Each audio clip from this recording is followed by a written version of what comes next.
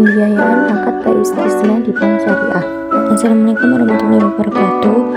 Perkenalkan, nama saya Risno Raffi, NIM 035, Prodi Manajemen Dakwah semester 6. Di sini saya akan membahas mengenai pengertian dasar hukum, konstruksi dan cara mekanisme aplikasi dalam lembaga keuangan syariah. Pengertian bayi istisna akad jual beli yang dilakukan oleh dua belah pihak di mana pembeli memesan barang atau jasa. Dari situ penjual akan membuatkan pesanan dan pembayaran serta pemesanan harus sesuai dengan ketentuan yang telah disepakati oleh kedua belah pihak.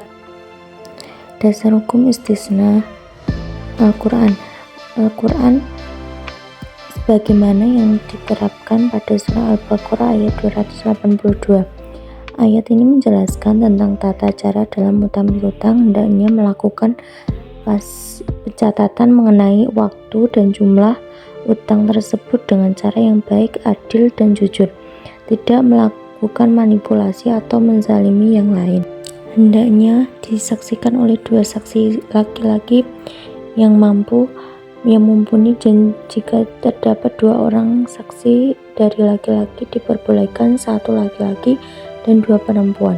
Hal itu agar jika salah satu lupa atau lengah, yang lainnya dapat mengingatkan agar tidak lalai untuk mencatat semua jenis utang piutang, baik yang besar maupun yang kecil.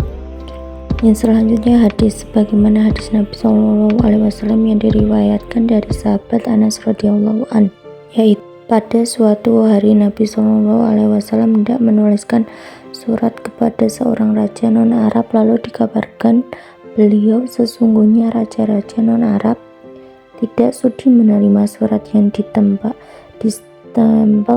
maka beliau pun memesan agar ia dibuatkan cincin stempel dari bahan perak. Anas menisahkan, seakan-akan sekarang ini akan dapat menyaksikan kemilauan putih di tangan beliau. Riwayat Muslim. Yang selanjutnya ijma.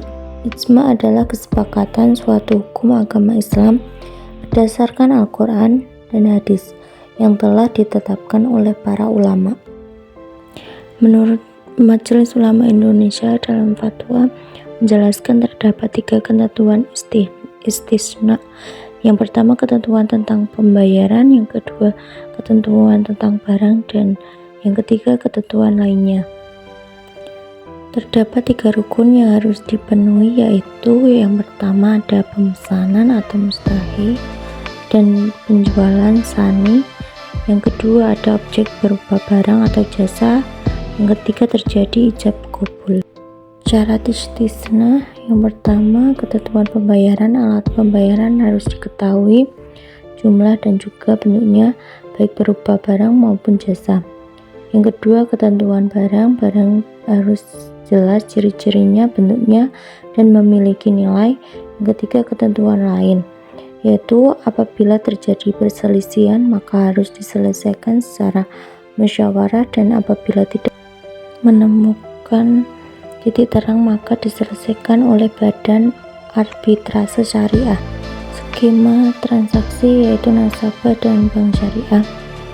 Nasabah mengajukan pembiayaan bayi istisna dengan lembaga syariah. Nasabah dan bank syariah membuat perjanjian hingga mencapai kesepakatan akad kedua belah pihak. Setelah barang atau jasa siap diserahkan pada nasabah, dengan ini transaksi terjadi.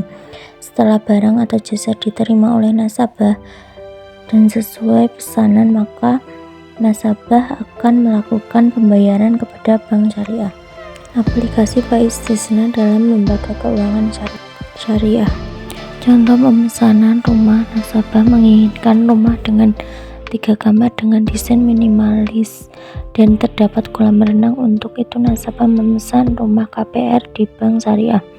Selain rumah istisna juga dapat berupa pakaian, sepatu maupun kerajinan tangan.